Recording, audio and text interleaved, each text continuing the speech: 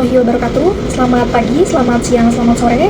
Kepada yang terhormat Bapak Didin Solehudin SEMM, selaku dosen pengampu mata kuliah metode penelitian bisnis, serta teman-teman mahasiswa sekalian. Pada kesempatan kali ini, kami dari kelompok 1 yang terdiri dari saya sendiri, yaitu Vira Odina Putri. Lalu ada teman saya Putri Dina Apriliana, dan ada Faisal Hadi. Di sini kami akan mempresentasikan tugas makalah proposal skripsi kami yang berjudul Pengaruh Kualitas Pelayanan Divisi Supply Chain Management dan Motivasi Kerja Terhadap Kepuasan Peserta Pelatihan di PT Sora Karya Nusantara.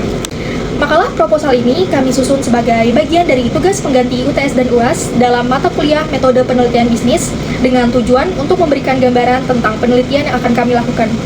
Kami berharap presentasi ini dapat memberikan pemahaman yang jelas terkait rencana penelitian kami. Kami juga sangat terbuka terhadap masukan, saran, atau kritik yang baik untuk penyempurnaan penelitian kami. Terima kasih atas perhatian Bapak Didin Solehudin dan teman-teman sekalian. Selanjutnya, teman kami yaitu Faisal Hadi akan memaparkan latar belakang penelitian ini. Perkenalkan, nama saya Faisal Hadi, NIM 64241661. Saya membahas outline. Bab pertama, latar belakang. Bab 2, rumusan masalah. Bab 3, tujuan dan manfaat. Bab 4, ruang lingkup. Bab 5, deskripsi konseptual. Bab 6, dimensi kualitas pelayanan. Bab 7, kerangka berpikir. Bab 8, metode penelitian. Berikutnya saya membahas latar belakang. Yang pertama, tantangan dan peran divisi SCM dalam pelayanan. Yang A, PT Sora Karya Nusantara fokus pada kualitas pelayanan pelatihan.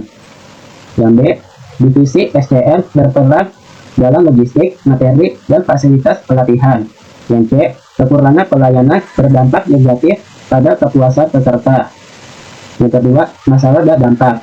Yang A, keluhan keterlambat materi. Yang kedua, kurang jelas, fasilitas tak sesuai. Yang D, masalah ini memengaruhi kepuasan dan reputasi perusahaan.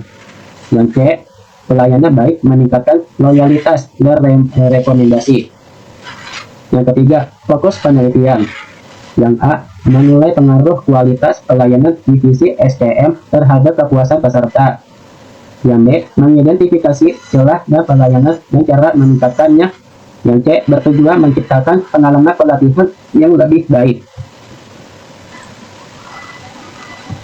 Rumusan berikutnya, rumusan masalah.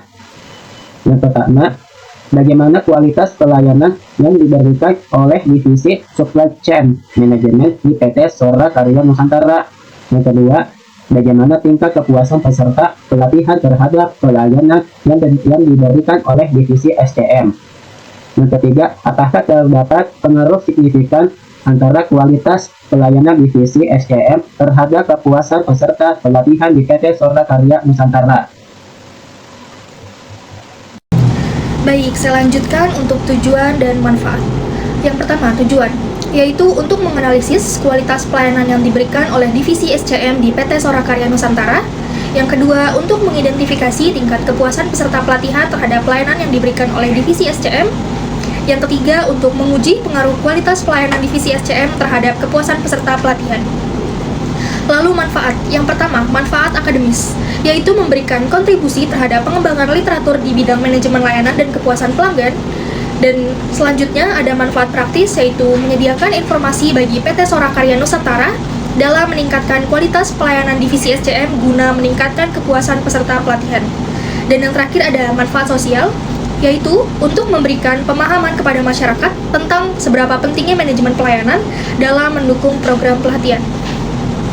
Selanjutnya di sini ada ruang lingkup. Yang pertama, objek penelitian kualitas pelayanan divisi Supply Chain Management dan kepuasan peserta pelatihan. Yang kedua, lokasi penelitian adalah di PT Sora Karya Nusantara. Yang ketiga, subjek penelitian peserta pelatihan di PT Sora Karya Nusantara selama periode penelitian. Dan yang terakhir, aspek yang diteliti dimensi kualitas pelayanan meliputi keandalan, ketanggapan, jaminan, empati, dan bukti. Lalu sistematika penulisan. Yang pertama, bab 1 pendahuluan, bab 2 tinjauan pustaka, dan bab 3 ada metode penelitian. Lanjut, di sini ada deskripsi konseptual. Yang pertama, pengertian kualitas. Menurut Acai Sudirman et al., Kualitas ialah suatu situasi dinamis yang berkaitan dengan produk, pelayanan manusia, sistem, serta area yang memenuhi ataupun melampaui keinginan. Dalam Aprilia dan Fatihah tahun 2021. Yang kedua ada pengertian pelayanan. Menurut Munir dalam Purnomo et al. Tahun 2023, pelayanan adalah kegiatan yang dilakukan oleh seseorang atau sekelompok orang dengan landasan faktor materi melalui sistem, prosedur, dan metode tertentu dalam rangka usaha memenuhi kepentingan orang lain sesuai haknya. Lalu yang terakhir ada pengertian kualitas pelayanan. Schubert mendefinisikan kualitas layanan adalah kondisi yang dihasilkan dari strategi pemberian layanan dalam Trisnaningsih tahun 2021. Lalu selanjutnya akan dilanjutkan dengan teman saya yaitu Putri Dina Apriliana. Pada saat ini saya akan menjelaskan 5 dimensi kualitas pelayanan yang dikenal melalui metode SERVQUAL. Seperti yang dikembangkan oleh para suraman dan koleganya, dimensi ini sering digunakan untuk mengevaluasi kualitas layanan suatu perusahaan. Dimensi pertama adalah bukti fisik atau tangibles. Dimensi ini menunjukkan bagaimana perusahaan memperlihatkan eksistensinya kepada pihak eksternal melalui fasilitas fisik, perlengkapan, dan penampilan karyawan, dan hal ini mencerminkan profesionalisme perusahaan dalam membangun kepercayaan pelanggan. Kemudian yang kedua adalah reliability atau keandalan. Ini mengacu kepada kemampuan perusahaan untuk memberikan layanan yang dapat dipercaya, akurat, konsisten, dan sesuai dengan harapan pelanggan. Di mana dimensi ini juga penting untuk memastikan kepuasan pelanggan secara berkelanjutan.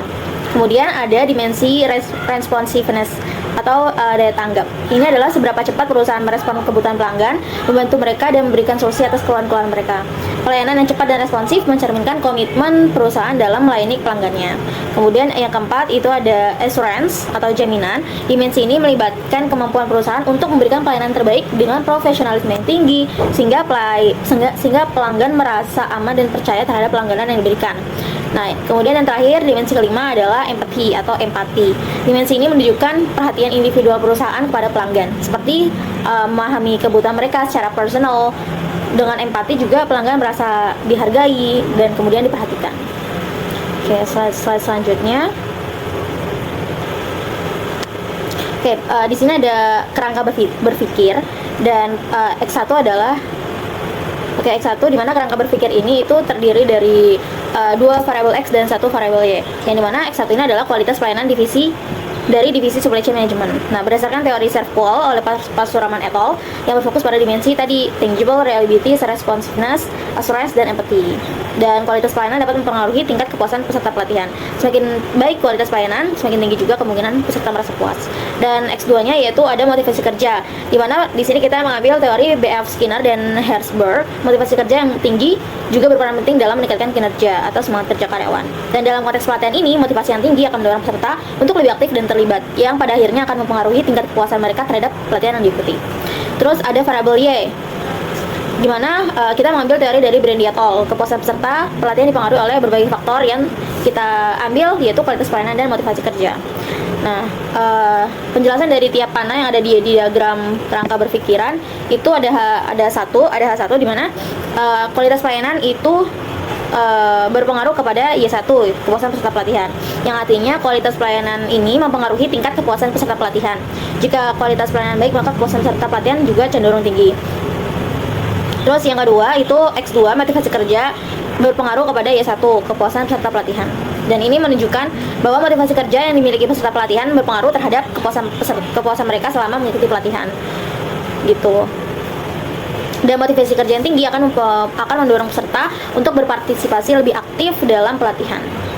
Gitu. Nah, terus ada H3 di mana X1 bersamaan dengan X2 itu berpengaruh kepada Y1, kepuasan peserta pelatihan. Gitu. Dan ini artinya adalah kedua variabel ini, kualitas pelayanan dari divisi SCM dan juga motivasi kerja dari peserta pelatihan itu bersama-sama mempengaruhi tingkat kepuasan peserta dalam mengikuti pelatihan. Dan ini menunjukkan bahwa hubungan antara variabel-variabel ini bersifat saling mendukung dan saling memberikan efek yang besar dalam terhadap kepuasan peserta pelatihan. Dan secara keseluruhan, diagram ini menunjukkan bahwa ada hubungan antara kualitas pelayanan, motivasi kerja, dan kepuasan peserta pelatihan yang semuanya dapat mempengaruhi satu sama lain dan juga mempengaruhi dan menghasilkan pengaruh yang signifikan dalam kepuasan peserta. Kemudian slide selanjutnya. Pada bagian ini kami akan menjelaskan mengenai metode penelitian yang digunakan. Di sini kami menggunakan pendekatan deskriptif kuantitatif yang bertujuan untuk menggambarkan hubungan antara variabel dengan menggunakan data numerik. Kami menggunakan instrumen penelitian ini menggunakan 3 metode, yaitu uji validitas, yang dimana untuk memastikan bahwa kuesioner mengukur apa yang seharusnya diukur. Kemudian yang kedua, uji reliabilitas, yaitu untuk mengecek konsistensi dari jawaban itu sendiri. Dan juga yang ketiga, uji asumsi klasik, untuk memastikan data memenuhi syarat analisis regresi. Terus skala yang kami gunakan, skala pengukurannya yaitu skala Likert, di mana responden diminta untuk menilai berdasarkan tingkat persetujuan mereka, yaitu skala 1 sampai 5. Populasi penelitian kami yaitu 55 peserta pelatihan, dan karena jumlahnya tidak terlalu besar, kami mengambil teknik pengambilan sampel itu non-probability sampling dengan metode sampling jenuh, yang berarti semua populasi adalah dijadikan sampel pelatihan. Di sini kami mempunyai 3 komponen utama, yaitu X1 sebagai kualitas pelayanan, X2 motivasi kerja, dan Y kepuasan peserta pelatihan.